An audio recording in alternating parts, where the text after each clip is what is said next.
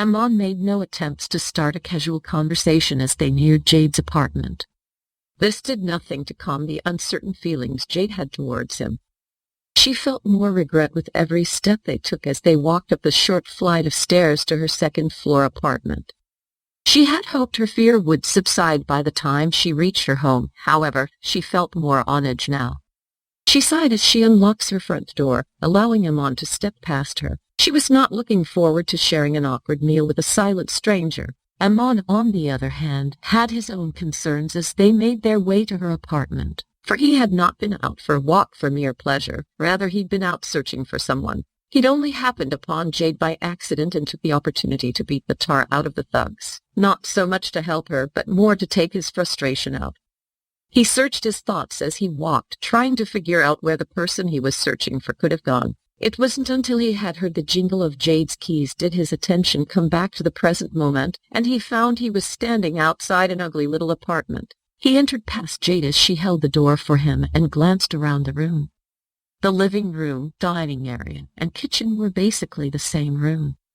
She had a small two-seat sofa a few feet from the door with a small flat screen on the wall a few feet in front of the sofa. A small square fold-out table was placed a few feet on the side of the sofa, and the kitchen was a straight walk from the front door. Jade had only 2 counter spaces with a half-size old fridge, a microwave, and an old ugly oven. He tilted his head curiously as he took in the room. He recalled that Jade had asked him something about a lab. She must not be making very much money there if this was where she lived. Jade moves from the door after locking it, setting her belongings on a thin side table by the door before she set her mind to fixing dinner. She had already cooked hamburger meat the day before and decided the quickest thing to make was spaghetti. She wasn't trying to impress the man after all, so there was no need to prepare an elaborate meal. Besides, the faster she got the food made and fed him, the sooner she could go to sleep. Jade glanced at the clock above the fridge and groaned. It was already 2:30 in the morning. There was no way she was going to get enough sleep before work now. While the noodles boil, Jade pulls herself from her bag and sends a message to her boss requesting the following day off, letting him know that she had run into some trouble on her way home and had spent most of the late evening and early morning at the police station due to the muggers. Jade pauses to think for a moment. This was actually the perfect excuse for why she had not been in the lab after hours, and she could use this as her cover story if someone questioned her about that strange man in the box. Jade moved the boiling noodles from the fire and turns the oven off, excusing herself to her bedroom to make a police report. Amon watches her curiously. She didn't seem flustered over the muggers anymore, which he found strange. Wouldn't most women be curled up and crying in a corner after that event? Jade's voice interrupts his thoughts, and he moved closer to her closed bedroom door to listen. She was making a police report on the event, explaining she'd been on her way home and had been knocked unconscious by 4 men. She told the police that when she woke up, the 4 men were unconscious around her and she had no idea what had happened, but she went home and only then did it occur to her to report the incident. Amon found this to be quite strange as well. Why had she not mentioned him? Not that he was complaining. He had no interest in speaking to the police on the matter. Amon moved away from the door, feeling he had heard enough, but it left him with more questions than answers. What kind of woman was Jade? She had reacted normally to being mugged, but from the moment he had stopped the thugs, she was abnormal. She didn't cry over it or seem shaken by any of it. She also didn't question his appearance at all, which he found to be the most unusual action thus far. Was she color-blind? Is that why she hadn't noticed his red eyes? He huffs with frustration as he remembers once more that he was still searching for his partner. He hadn't even started his mission and things were already messy. Jade returns a moment later and gives him a soft smile. She continues to prepare the food, and a few minutes later she has set 2 plates on the small fold-out table. Jade sets a cold beer next to her plate and holds one out to Amon. Would you like one? She questions him, not a hint of uncertainty in her words. He has the beer can in her hands, then his eyes meet hers, and a thin smile crosses his face. Seems a little reckless. She blinks a few times in confusion. How so? Jade questions, tilting her head slightly, looking at the beer. Amon chuckles. She was different and definitely strange, but at least she was entertaining. You've invited a stranger into your home, and you plan to drink. Doesn't that sound like a foolish idea? After all, the warning is right there on the can, isn't it? Loss of judgment or something to that effect. Jade eyes the beer as she considers his words. When her eyes look back to him, he can tell she is confident in her choice. After what just happened, I kind of need this. It's not like I make a habit of inviting random people, or anyone for that matter, into my apartment. Besides, what kind of creep would point that out if they intended to use it to their advantage? Jade maintains eye contact with him for a long silent moment, but when he lets out a boisterous laugh, her confidence breaks. Sure, tonight had been one of the stranger events in her life, but considering all the things she had seen in the lab, this was a normal event a person would encounter in their normal life. She'd take almost being mugged and saved by a strange, quiet man over dissecting alien species any night. At least you're a clever one. All right, pass one over then. Amon says, taking the beer from her. Although Jade was none the wiser, he did agree that the beer sounded nice. He had his own problems and issues to sort out. Perhaps a quiet meal with a strange woman and a few drinks was exactly what he needed. He pushes the food around his plate for a moment before taking a bite. If he had a clue, an idea as to where to start, he would at least feel better. He looks up, seeing Jade chugging her beer before she'd even touched her food. Must have been quite a shock for you. Amon finally says. Jade shrugged, not entirely sure how she felt. Maybe she was in shock from being mugged, or perhaps due to releasing that thing, that strange man from the crate. Maybe her life would be over in a few hours. She sighs as she opens another beer and chugs it before finally taking a bite of food. If for nothing else than to forget his own frustrating circumstance, Amon decides to question Jade. He'd find the person he was looking for sooner or later, so he might as well use this woman to take his mind off of things, for now at least. He couldn't help but feel slightly curious about her anyway. Did those guys shake you up that badly? You don't seem like a weak person. Jade shrugs, ignoring the passive-aggressive insult. It's more like that was the icing on the cake.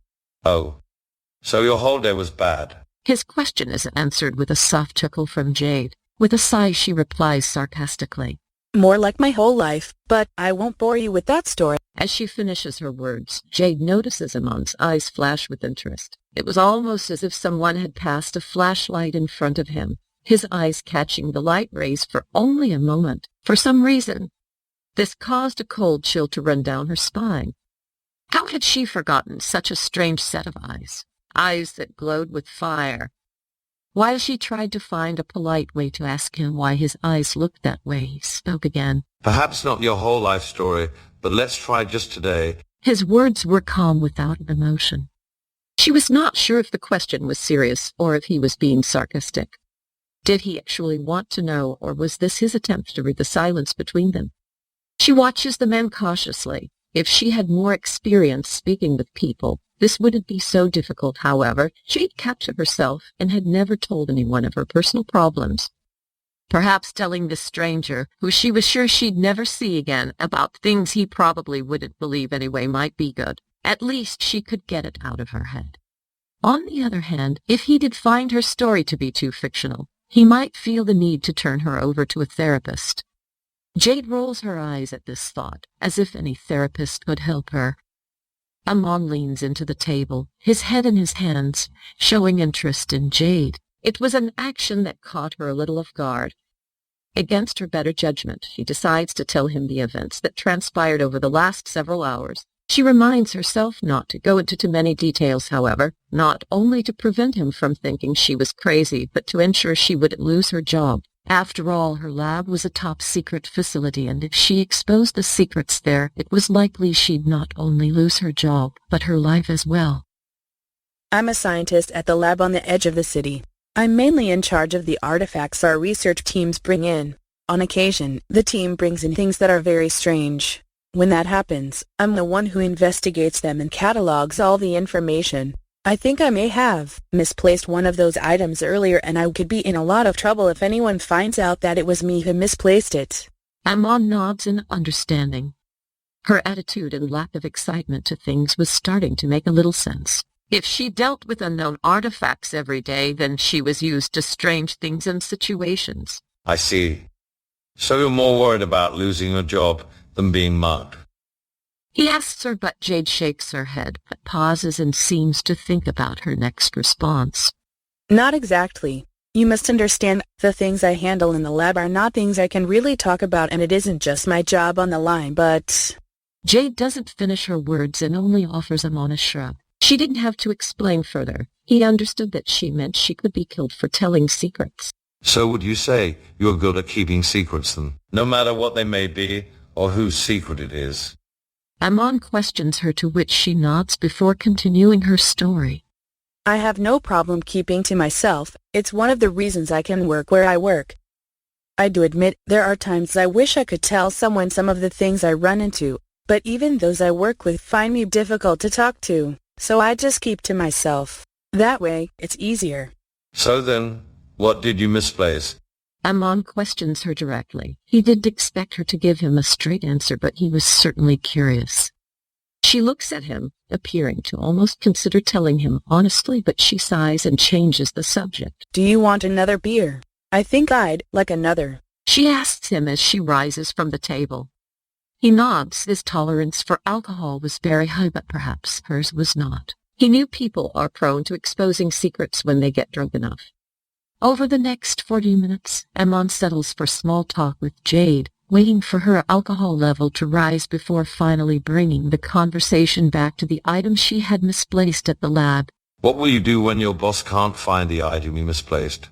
He asks in a way that makes Jade wonder if she had told him what it was. Her mind was fuzzy, but she felt light-hearted, and found herself wondering if this was how people felt when they were able to get things off their chest. It's kind of funny, isn't it? I mean, what kind of lunatic locks themselves in a tube of water in a sealed wooden crate? Jade laughs at her own statement. Her words jolt him on to attention. Had she come across the same person he was searching for? He needed to know more information, but if he did tread carefully, he feared she would stop talking. He chuckles uncomfortably, playing along with Jade's humor. Luckily for him, she was too drunk to notice he was not entertained at all.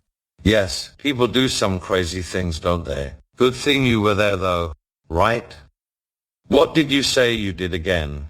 Jade rolls her eyes at him, feeling a little annoyed to repeat her story, not realizing she hadn't actually told him anything. The short version is, I opened a wooden box tonight that had a naked dead man in it, but he came back to life and walked out of my lab, and then some agency guys came looking for him. I'm not sure he was even human. He was in this blue liquid, and I know he was not breathing, but... Where is he now?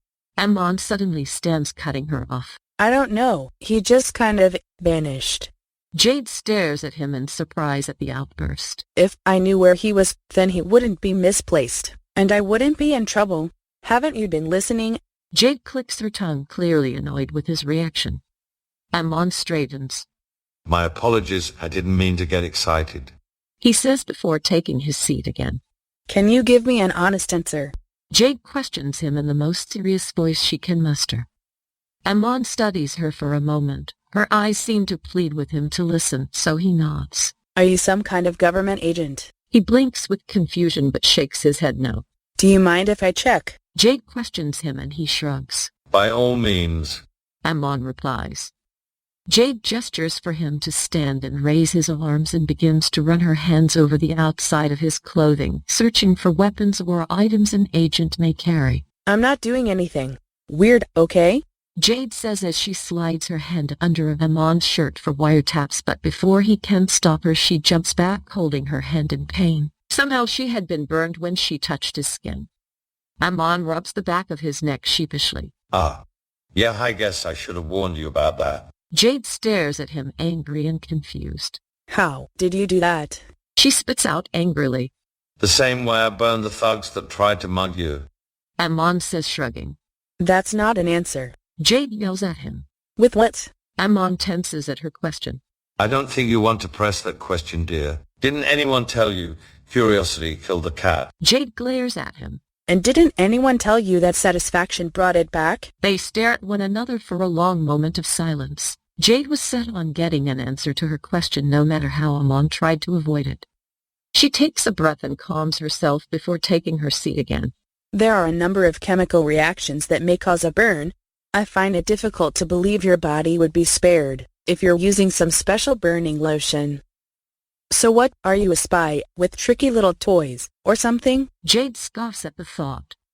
Amon takes his seat in front of Jade and her eyes meet his. Suddenly she feels very nervous. Crap, is he actually a spy for the lab? Jade wonders, but as soon as the thought crosses her mind, a smile creeps across Amon's face. He places his chin on his hands and leans forward onto the table. A spy, huh? That's a first, and quite the assumption. Jade stares at him with unease. Who the hell is this man? Did her boss already know she had stayed late and released that thing from the box? That was impossible. The lab had no cameras inside the facilities. Top secret information couldn't be recorded to protect against hackers. Her sobering mind swam with questions as she tried to convince herself that Amon was nothing more than a random out-of-towner, just passing by. It's just a thought. I mean really, a spy. That sort of thing only happens in movies. Jade laughs nervously as she tries to convince herself she is wrong. I'm sure there's a more reasonable explanation. Jade tries to think of another reason, but she can't get the fear of him being a government spy out of her head. Like maybe my skin caused the burn. Amon says sarcastically. She catches his gaze and waits for a punchline, but when he says no more, she questions him. How is that a more reasonable explanation? Amon smiles. Maybe I'm not human. Jade can only stare in disbelief. I guess that would be one way to explain it, if we were in La La Land. She finally says. Crate crosses Jade's mind in that moment, and goosebumps spread across her body.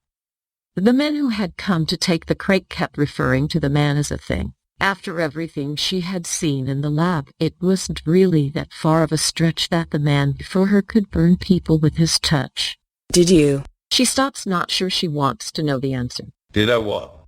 Amon presses her, the smile on his face never leaving. Did you burn me, and those thugs, with just your touch? Jade says, now quieter than before, her determination to get answers now outweighed by her fear. Amon slowly nods his head and her eyes go wide. Then, are you an alien? Jade feels her heartbeat quicken. She was sure she wanted to know the answer, but it was too late to take her question back now. He smiles and shakes his head, giving her only a second of relief before the next question spills from her lips. Amon. What exactly are you? He clears his throat as he straightens in his chair. What isn't exactly the right question? Jade tilts her head. Her mind was completely blank. What is he? Who is he? Was all she could think now. All her deduction and reasoning skills were rendered completely useless. Can you keep one more secret, little kitty cat? Amon says, rising from the table when Jade nods quietly. He turns his back to her and begins to emit a red hue. It was as if his entire body was a red light bulb, casting a red hue across the room, forcing the shadows to dance around him as if the shadows themselves were worshipping him. A black mist starts to pour from his body, sucking in shadows from every place in the room. As the mist expanded, the shadows engulfed the red light coming from Amon, and right before her eyes, he transforms into a huge black mass of swirling shadows. Large, tattered bat-like wings extend from his back as the shadows merge to form a solid human-shaped mass. He turns to face her slowly. Although his body still resembled a human, he was clearly not. His muscles seemed to double in size, and he had definitely become taller, now having to hunch over to avoid hitting his head on the ceiling. His eyes glowed bright red, the only color on his entire body that was not blacker than the shadows he'd sucked in. He raises his arm up and snaps his fingers, and just like that, he erupts into a shadowy mist. When the mist has cleared, Amon has returned to his human form and is once again sitting calmly in front of Jade as if nothing ever happened.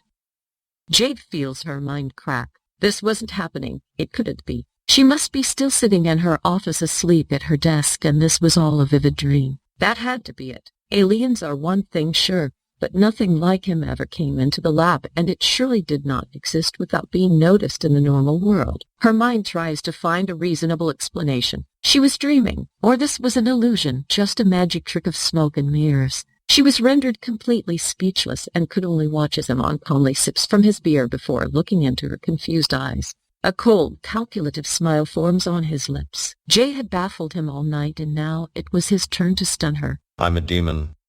You know. From hell.